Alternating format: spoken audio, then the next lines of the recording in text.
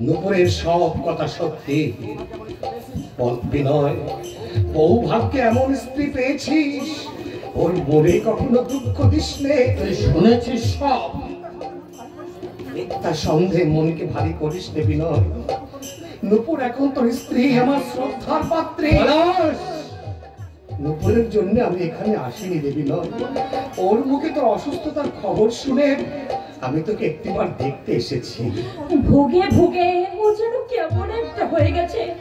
তুমি তুমি ওর কথা কিচ্ছু মনে করো না পলাশ। পলাশের মন এত সহজে খারাপ হয় না নূপুর। বিনয়ের ওষুধ কেনার জন্য টাকার দরকার ছিল বলছিলে, আমার কাছে এই ছিল, এতে হয়তো হয়ে যাবে। তারপর তারপর তোমার কি করে চলবে? আমি তো অসুস্থ নই, খাটবার ক্ষমতা আছে, ও চলে যাবে কোনো একবার। কিন্তু সংকোচ করছো? অসুস্থ স্বামীর চিকিৎসা আগে নূপুর। তাছাড়া বন্ধুর দুর্দিনে যদি বন্ধু এগিয়ে না আসে তাহলে বন্ধু নামের সার্থকতা কোথায়?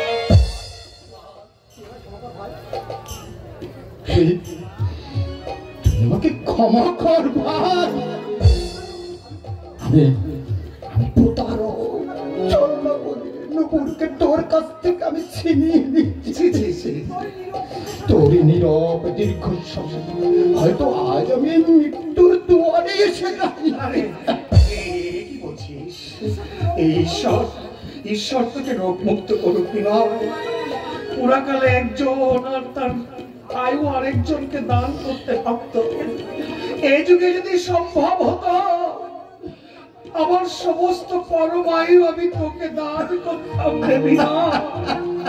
তুই এত মহান, অথচ তোকে আমি কত ছোট ভেবেছি।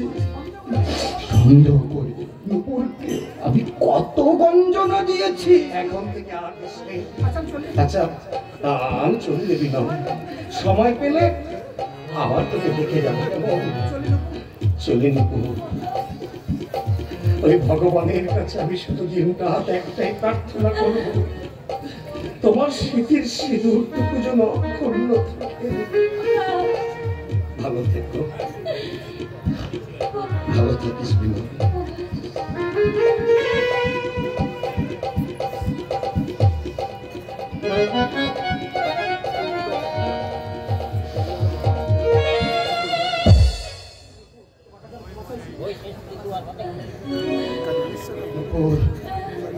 তোমার কাছে আমি ক্ষমা চাইছি।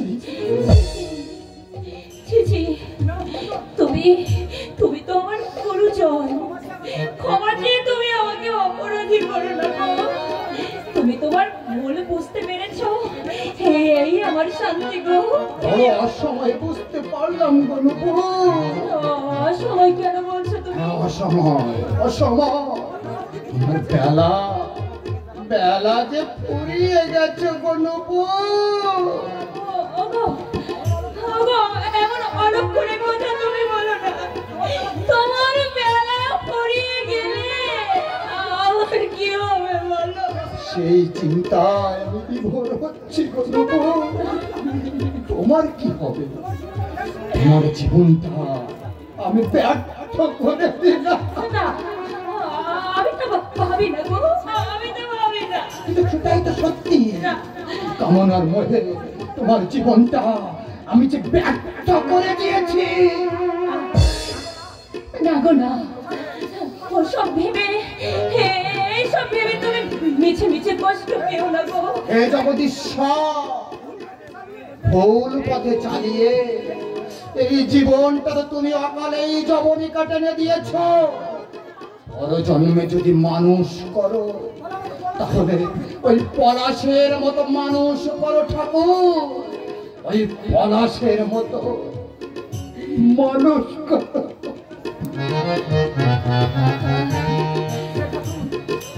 হে ঠাকুর, আর সবই তো তুমি কিনে নিয়েছো ঠাকুর। এই শীতের সিঁদুরটুকু তুমি কিনে নিও না ঠাকুর। এই সিঁদুরটুকু তুমি আমাকে ভিক্ষা দাও। নূপুর, ও আপনি আমাকে তুমি আপনি বলে সম্বোধন করো কেন? তবে আমি আপনাকে কি বলবো? আপনজনকে যা বলা উচিত। তার মানে আপনি কি বলতে চাইছেন? আমি তোমার ব্যথা বুঝি নূপুর। যখন আসি চোখ দুটো তোমার জলে ভেজা। জীবনটা ভোগের জন্য, দিলে দিলে শেষ করবার জন্য নয়। বনজ বাবু, নারী জীবনে কি পেয়েছো তুমি? স্বামী, সংসার, সন্তান কিছুই তো পেলে না। এসব পেতে তোমার স্বাদ হয় না? প্রত্যেক মেয়েরই তা হয়। তবে কেন একটা শ্মশান যাত্রীকে আঁকড়ে ধরে তুমি পড়ে আছো? আমার কাছে এসো, আমি তোমার সব ইচ্ছা পূর্ণ করে দেব। বনজ বাবু, বন্ধু হয়ে দূরবীনে বন্ধুর এমন ভাবে তুমি সুযোগ নিচ্ছ। তোমার দুঃখ আমার ঘর থেকে এই মুহূর্তে বেরিয়ে যান বলছি। আপনার পাপ স্পর্শে আমার স্বামীর অকল্যাণ হবে। তোমার স্বামীর জীবনের আশা তুমি এখনো করো? হ্যাঁ করি। আর যদি মরে যাই, নিজের হাতে বিধবার বেশ পরে আমি স্বামীর স্মৃতি বুকে নিয়ে আমি আমার এই জীবনটা কাটিয়ে দেব।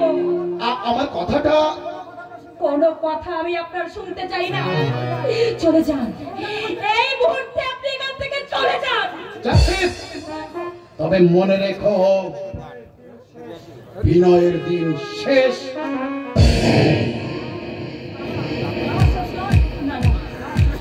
না, শেষ নয়। ওকে আমি বাঁচিয়ে তুলবো। ওকে যেভাবে হোক আমি বাঁচিয়ে তুলবো। ও ছাড়া এই জগতে যে আমার আর কেউ নেই, আমার আর কেউ নেই।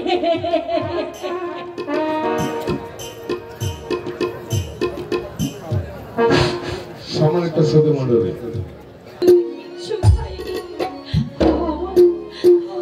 কিছু ভিক্ষা দিতে বাবু।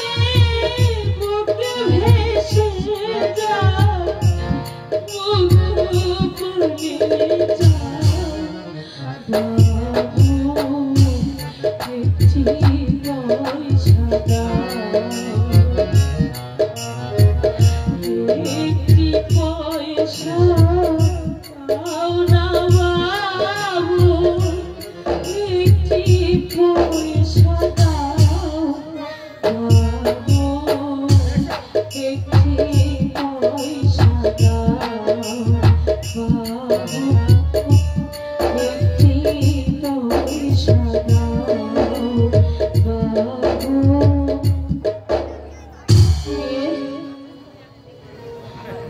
চৈতালি,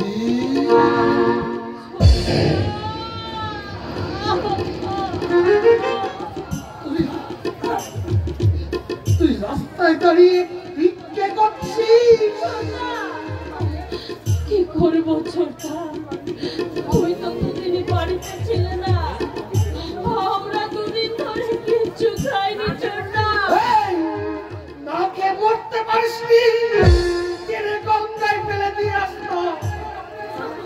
তবু কেন আমি বেঁচে থাকতে কেন ভিক্ষে করতে রাস্তায় দাঁড়াবি? বল বল, কেন নেমেছিস? কেন নেমেছিস? কেন নেমেছিস? কেন?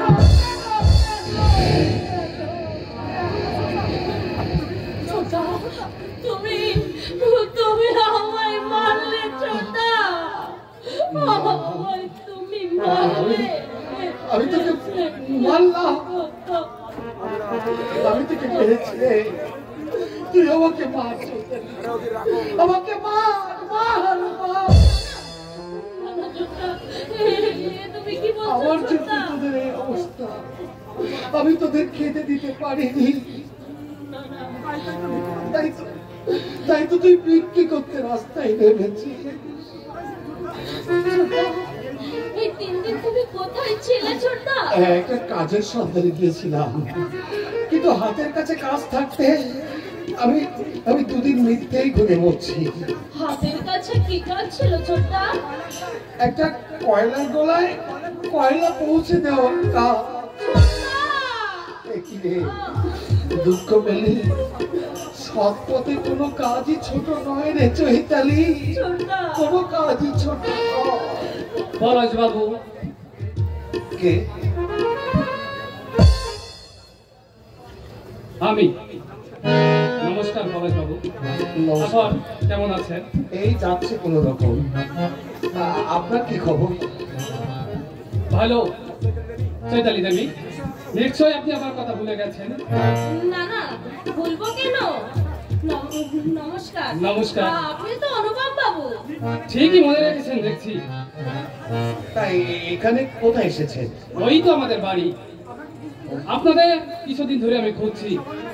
ওই তলনডাঙ্গা পর্যন্ত আমি গিয়েছিলাম, সেখানে গিয়ে দেখি আপনারা সবাই কলকাতায় চলে এসেছেন, কিন্তু আপনাদের সঠিক ঠিকানাটা কেউ আমাকে দিতে পারলো না।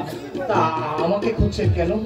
সে অনেক কারণে, কিন্তু এই পথের মধ্যে দাঁড়িয়ে কতগুলো কথা আমি যে কিভাবে বলি, তাছাড়া আপনার বোন আপনার সঙ্গে। ও আচ্ছা, চৈতালি তুই একটু এগিয়ে জানা, আমি ওনার সঙ্গে কথা বলে এক্ষুনি আসছি। হ্যাঁ, এই শোন, মাকে বলি যে আমার ফিরতে কিছুদিন হয়তো দেরি হতে পারে, যা আমি হয়তো তোকে পৌঁছে দেবো, যা আমি আসছি। এবার বলুন। বলা করার কোনো কিছু নেই। আপনার জমিগুলো এবার ফেরত দেন। যে জমিগুলো আমার মামার কাছে বাঁধা ছিল। আপনি বলছেন এই কথা? মামারও বর্তমানে আমিই তো বলবো, কারণ মামার সকল সম্পত্তি এখন আমার।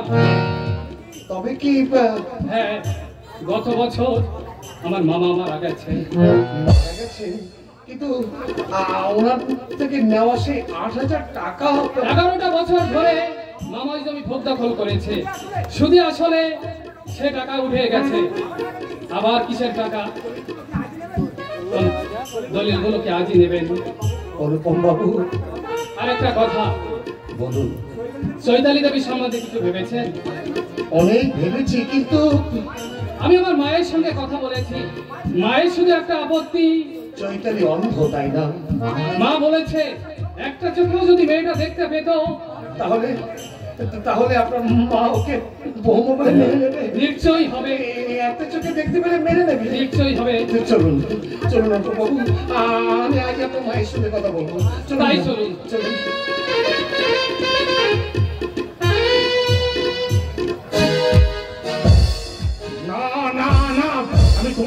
কথাই শুনতে চাই না। আমি ভুল করেছি, এবারকার মতো তুমি আমায় মাফ করো। কুন্তলিকা, গাছের গোড়া কেটে আগায় জল ঢাললে গাছ বাঁচে না কুন্তলিকা, গাছ বাঁচে না। আজ আমার চাকরি চলে যাচ্ছে বলে তুমি তুমি তোমার প্রাণ বাঁচাতে আজ গ্রামে চলে যেতে চাইছো, কিন্তু সেখানে যাওয়ার মুক্তি তুমি আমার রেখেছো। স্বার্থের মোহে আমি আমার জীবনে তুমি বিষ ঢেলে দিয়েছো কুন্তলিকা, কিন্তু কেন, কি অভাব আমি তোমার রেখেছিলাম বলতে পারো? খাওয়া পড়া আদর আপ্যায়ন কোনো অসুবিধা তো আমি তোমার রাখিনি, তো কেন কেন আমাকে এমনি ভাবে নরক কুণ্ডের মাঝে ঠেলে ফেলে দিলে? এমন অপরাধ আমি আর কোনোদিন করব না। ব্যাস, করবো না বললেই সমস্যা মিটে গেল, তাই না? কিন্তু কিন্তু আমার ভুলের মার্জনা কোথায় তুমি বলতে পারো? তুমি তো কোনো ভুল করনি, আমি আমি নিজেই তোমাকে ভুলের মাঝে টেনে নামিয়েছি। সেইখানেই তোমার সব থেকে বেশি সমস্যা। আমি স্ত্রৈনের মতো একটা কুহুকিনীর মায়ায় চালিত হয়ে মা ভাইদের বুকে আঘাত দিয়েছি, এর চেয়ে বড় অপরাধ আর কি আছে তুমি বলতে পারো? হয়তো নেই। হয়তো কেন নেই, নেই, এমনই ছলনাময়ী তুমি। পলাশের মতো একটা নিষ্পাপ নিষ্কলঙ্ক ভাইয়ের নামে তুমি মিথ্যা অপবাদ দিয়েছ। যে মা কত কষ্ট করে আমাদেরকে মানুষ করেছে, সেই মাকেও তুমি যখন তখন অপমান করেছ। আমার অন্ধ বোনটাকে তুমি কথায় কথায় গায়ে হাত তুলেছ। তার জন্য আমি তোমার পায়ে ধরে পাথরে দাও, পাথরে কামড়াচ্ছে। তোমারই কথায় চালিত হয়ে আজ আমি একটি পথে ধাবিত হয়েছি। কুন্তলিকা, আমার ভুল আজ ভেঙে গেছে। তোমারই জন্য আমার মা ভাইকে বাড়ি থেকে তাড়িয়ে দিতে হয়েছে। আমার অন্ধ বোনটা হয়তো আজ ক্ষুধারে জ্বালায় পথে পথে ভিক্ষা করছে। না কুন্তলিকা, না, তুমি হয়তো স্বার্থের জন্য সব কিছু করতে পারো। আজ স্বার্থ ফুরিয়ে গেলে তুমি হয়তো আমার মুখে বিষ ঢেলে দিত, কিন্তু আমার করবে না। আমার ভুল ভেঙে গেছে। কলির সুর কোমল হয়ে এলো কেন? এরই মাঝে কলকাতায় থাকার সব আশা বুঝি ফুরিয়ে গেল। তুমি আমাকে মারো, গালাগালি দাও, যা খুশি আমাকে বলো, আমি আর তোমাকে বাধা দেব না। বলবো বলবো, বুকের মধ্যে আমার দাও দাও করে আগুন জ্বলছে। আমি কাঁদতেও পারছি না, আমি সইতেও পারছি না। এই কলকাতা শহরে না জানি ওরা কত কষ্ট করেছিল। আমি এমনই বেঈমান, আমি স্ত্রীর জন্য, এই স্ত্রীর জন্য আমার মা ভাই বোনকে আমি কষ্ট দিলাম। লজ্জায় গ্রামে আমি কিছুতেই সইতে পারছি না। মা, ঠাকুরপো, সবার কাছে আমি ক্ষমা চেয়ে নেব। আমি নিজে বলবো তোমার কোনো দোষ নেই, সব দোষ আমার। ভুল বুঝতে পারাটাই তো সংশোধন, আর কিছু করবার দরকার হয় না। তুমি আদর্শ যেখানে, অভয় সেখানে নেই। জগৎ ভাই অভয়, অন্যায় যতদিন তোমাদের কাঁধে ভার করেছিল, অভয় দূরে সরে গিয়েছিল। অন্যায় সরে যেতে অভয় আবির্ভাব হয়েছে।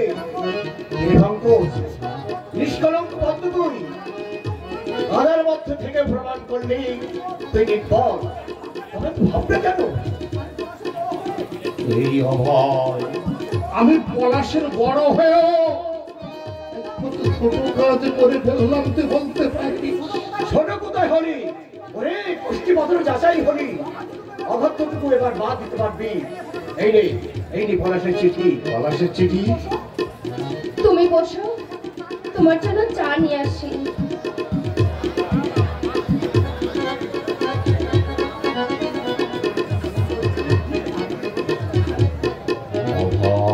হ্যাঁ, তাহলে বিয়ে? হ্যাঁ, এই আমাকে নিয়ে যেতে পলাশ তোকে চিঠি লিখে পাঠিয়েছে। আরে আর দেরি করিস রে, তা প্রথম দিতে নেই। হ্যাঁ, কিন্তু আমি কোন মুখ নিয়ে যাবো বলতে পারিস না? এই মুখ তো আসামের মতো স্বচ্ছ মুখ নিয়ে। আঘাতের প্রতিঘাত পলাশ কি সুন্দর ভাবে আমাকে বুঝিয়ে দিল রে। আমি ওকে দিয়েছি বিষের বড়ি, আর সে দিয়েছে সুদার বাটি। ওরে জীবন ডাক্তারকে দৃশ্যে দৃশ্যে সংঘাত তো থাকবে। হ্যাঁ যাবো, আমি নিশ্চয়ই যাবো রে। ভাই ডেকেছে তার ভাইকে, রক্ত কখনো বেইমানি করে না রে। আয় আয়, আর এক মুহূর্ত দেরি করিস না, আয় চলে আমার সঙ্গে, চলে আয়। সম্মানিত সুধী, বিমান অভিনয় সন্তুষ্ট বাদল মন্ডল আলিপুর তাকে 100 টাকা পুরস্কার দিয়েছে।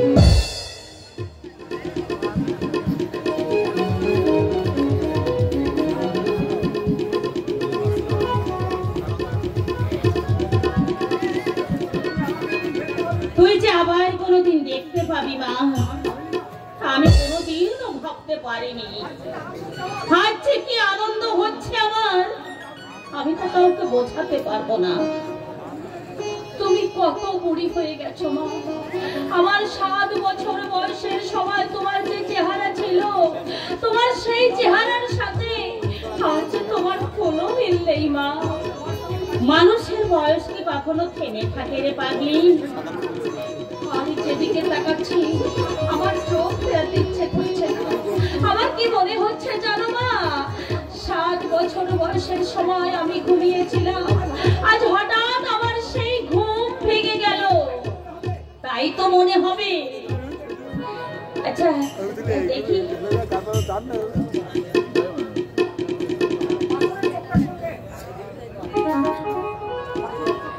পাথরের চোখটার সঙ্গে আসল চোখটার কোনো তফাৎ নেই। না বললে কেউ বুঝতেই পারবে না একটা চোখ তো পাথরের। আচ্ছা মা বল, হাসপাতাল থেকে নিয়ে এসে সোজা কেন তোমরা আমাকে বিয়ের পিড়িতে বসালে? আমি কি পালিয়ে যাচ্ছিলাম? তোর ছোটদার যা খেয়াল হয়েছে তাই করেছে। ছোটদা থাকতে মামাকে দিয়ে কেন আমায় সম্প্রদান করালে মা? এটাও তোর ছোটদার খেয়াল। কোথায় আমার ছোটদা? কেন সে এখনো আমার সামনে আসছে না? অভয়দা বলল বিয়ের মধ্যে যদি ছোটদা উপস্থিত থাকে তাহলে নাকি বিষাদের ছায়া নেমে আসবে, কিন্তু বিয়ে তো মিটে গেছে, এখনো কেন ছোটদা আসছে না মা? আসবে রে মা, আসবে। কখন আসবে? আমার মনটা কেমন যেন উগাইছে। তুমি সত্যি করে বলো তো মা, আমার ছোটদার কোনো অমঙ্গল হয়নি তো? ওরে পাগলি, অমঙ্গল হবে কেন? বর্দার বৌদি এসেছে মা। বর্দা কোথায়? কোথায় তারা? মা খোকা, খোকা, বর্দা। চৈতালি, এই ওরে তুই দেখতে পাচ্ছিস? আমি স্বপ্ন দেখছি না তো? বর্দা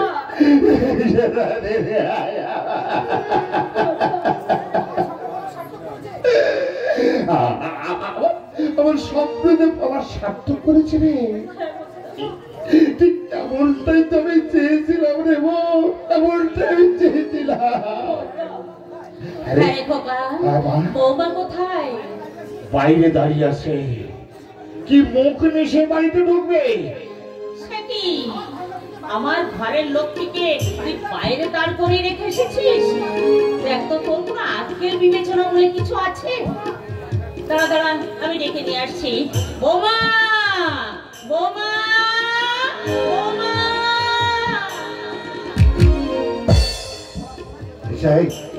চৈতালি পলাশ কথাটা পলাশ, সবার আগে আমি তার কাছে ক্ষমা চাইতে হবে। এই এই পলাশ, পলাশ, এই পলাশ। ছোটদাকে দেখেছো? শুধু বাইরের চোখ দিয়ে আমি তাকে দেখিনি, আমি আমি আমার অন্তরের চোখ দিয়ে তাকে দেখেছি। কোথায় কোথায় আমার ছোটদা? চলো, তার আশীর্বাদ দেবে। চলো। পাওয়ার সময় হতে না হতে যাওয়ার সময় হয়ে গেল, হয়ে গেল। পাওয়ার সময় হতে না হতে যাওয়ার সময় হয়ে গেল, হয়ে গেল। জীবন নদী,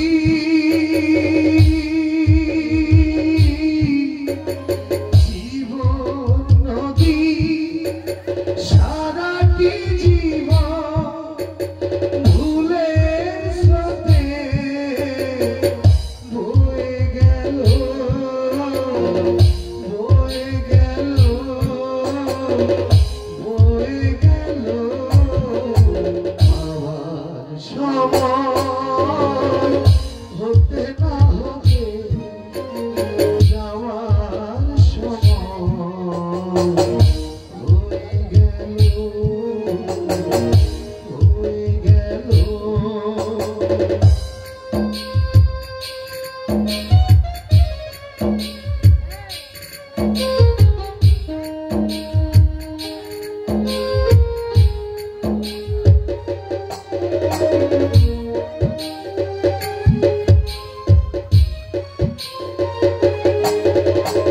কোথায় ছিলাম, কোথায় এলাম, কোথায় আমি যাব? নিজের কাছে প্রশ্ন করি, জবাব কোথায় পাব? আশায় আমার,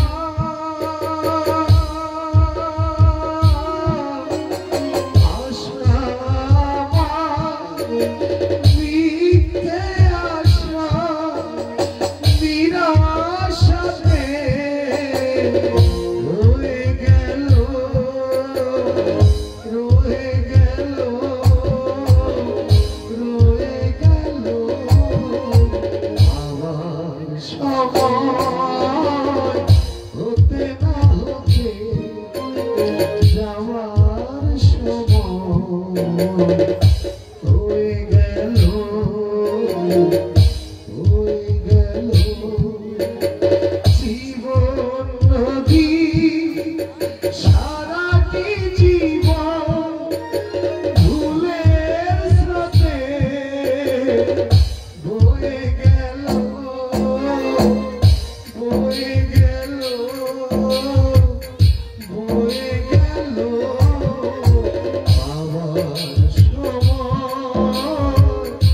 হতে না হতে যাওয়ার সময়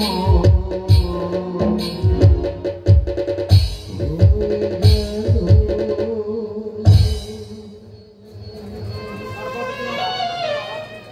বাবা, স্বর্গ হতে তুমি আমাকে আশীর্বাদ করো বাবা। চলার পথে সকল বাধা আমি যেন অনায়াস অতিক্রম করতে পারি। ছোটদা, কে?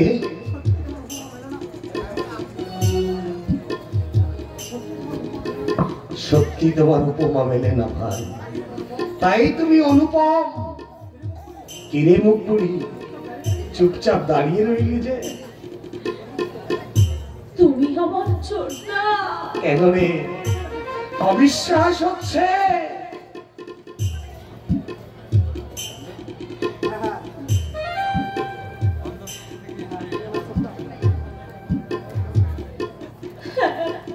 তুমি তুমি তো আমার ছোটদা।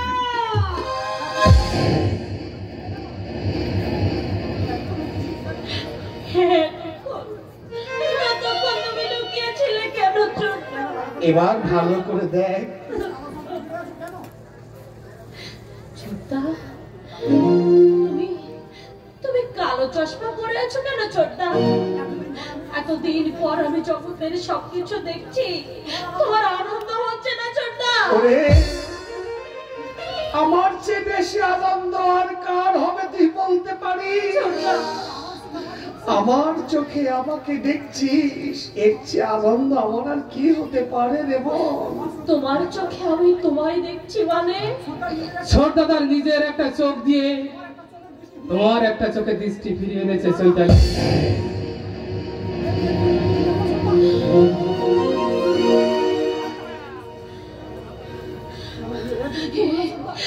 তুমি কি করলে ছোটদা? আমি চাইনি ছোটদা। ভালোই তো হলো রে, এতদিন আমি একা দেখতাম, ছোটদা এবার আমার চোখ দিয়ে আমরা দুজনে একসঙ্গে সব কিছু দেখবো। ছোটদা, অনুপম, যাও ভাই, বাবার পায়ের ছাপ বাঁধানো আছে, তোমরা দুজনে একটু আশীর্বাদ নিয়ে এসে যাও। না ছোটদা, বাবা আমাকে শুধু জন্মই দিয়েছেন, কিন্তু চৈতালিকে দ্বিতীয়বার জন্ম দিলে তুমি। তাই তো আমি সবার আগে তোমার পায়ের ধুলো নিতে চাই ছোটদা। আমি তোমার পায়ের ধুলো নিতে চাই।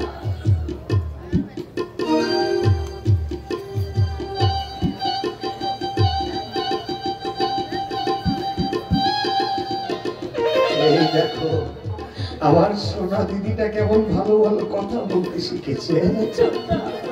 যা যা রে বোন, বাবার কাছে আশীর্বাদ নিয়ে যা। যাও ভাই।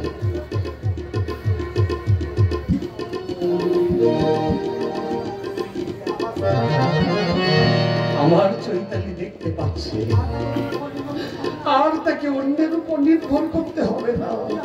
কি আনন্দ! এই সুন্দর পৃথিবী তাকে আর অন্ধকারে লুকিয়ে রাখতে পারবে না। এর চেয়ে আনন্দ আমার আর কি হতে পারে? পলাশ দাদা বাবু,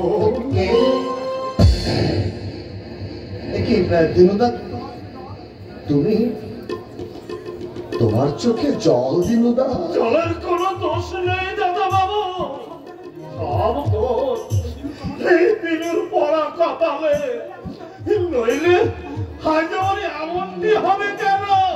কেন, কি হয়েছে দিনুদা? দিদিমণি এসেছে তোমার সঙ্গে, সে একবার দেখা করতে চায়। নুপুরের কথা বলছো? হ্যাঁ, নুপুর দিদিমণি, ডাকবো তাকে? ডাকো, ডাকো দিনুদা। আমি এক্ষুনি যাচ্ছি দাদা, আমি এক্ষুনি যাচ্ছি দাদা। নুপুর, আমার নুপুর, নুপুর এসেছে, সেই নুপুর যাকে কত চেনা জানা ছিল, এই বাড়িতে আসতে যার কোনো অনুমতি লাগতো না। বৌদির মতো সে, না না, আমি কি ভাবছি, আমি কি ভাবছি, আমি কি ভাবছি? কে?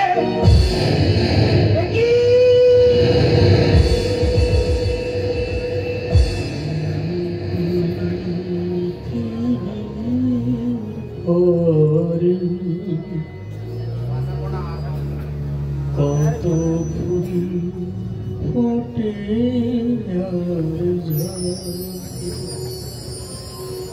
সে কথা কি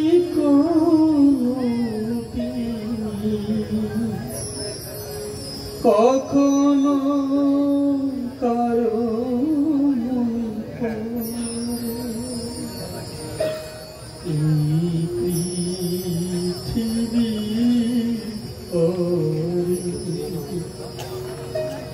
কত ফুল ফুটে দুপুরে তোমার কি কেন কেন এই বেশি তুমি আমার সামনে? অকারণে তুমি দুঃখ পাচ্ছ কেন? এই তো বেশ ভালোই হলো। ঈশ্বর আমাকে সকল বাঁধন থেকে আজ মুক্তি দিয়েছে। ঈশ্বর আমি তাকে বারবার প্রার্থনা করে বলেছি, ওগো ঠাকুর, নুপুরের হাসি গান সব তো তুমি কেড়ে নিয়েছো, ওর সিঁদুরটুকু তুমি কেড়ে নিও না ঠাকুর। মানুষের ডাক কখনোই দূরের ঈশ্বরের কাছে পৌঁছায় না বলা। আমি তোমার আশীর্বাদ নিতে এসেছি। আশীর্বাদ? হ্যাঁ, প্রয়োগে একটা শিক্ষা সেবা সদনে আমি সেবিকার কাজ চলে যাচ্ছি। আমি তোমার আশীর্বাদ নিতে এসেছি, তুমি আমাকে আশীর্বাদ করো। তোমার মতো আমি যেন লোভ মোহকে ত্যাগ করতে পারি বলা, আমি যেন ত্যাগ করতে পারি।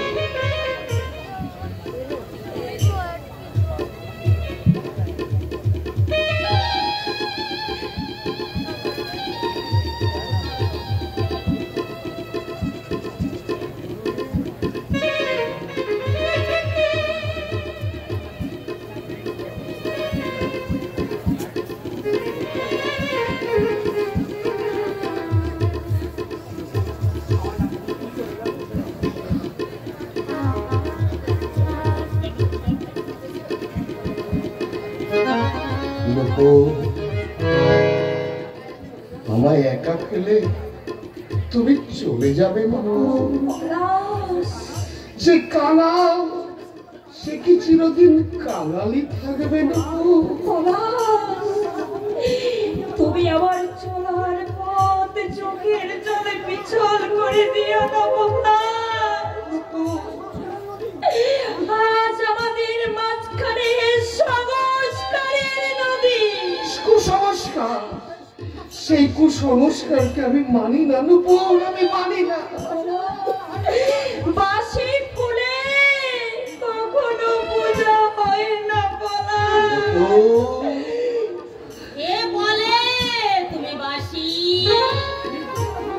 নিকৃষ্ট ফুলে নিকৃষ্ট দেবতার পূজা তো হয়নি মা। বিনয়ের সঙ্গে বিয়ে হলেও পলাশকে তুই কি কখনো ত্যাগ করতে পেরেছিস? আত্মাকে ফাঁকি দিতে নেই মা। কিন্তু আমার দেহের সুচিতা কোথায়? মলমূত্রের স্পর্শে গঙ্গা জল অপবিত্র হয় না নুপুর। মহৎ থেকে নিন্দার কাঁটা মারিয়ে অগ্রসর হতে হয়। জীবন নাটকে দৃশ্যে দৃশ্যে পথ পরিবর্তন হয় সত্য, কিন্তু মঞ্চে থাকে। আজ আমার এক বোন শীতিতে সিঁদুর পরে এই বাড়ি ছেড়ে চলে যাচ্ছে, আর এক বোনের শীতিতে সিঁদুর পরিয়ে আমি সেই বোনের শূন্য স্থানটা পূরণ করতে চাই। ধর পলাশ, আমার বোনের শীতিতে তুই সিঁদুর পরিয়ে দে।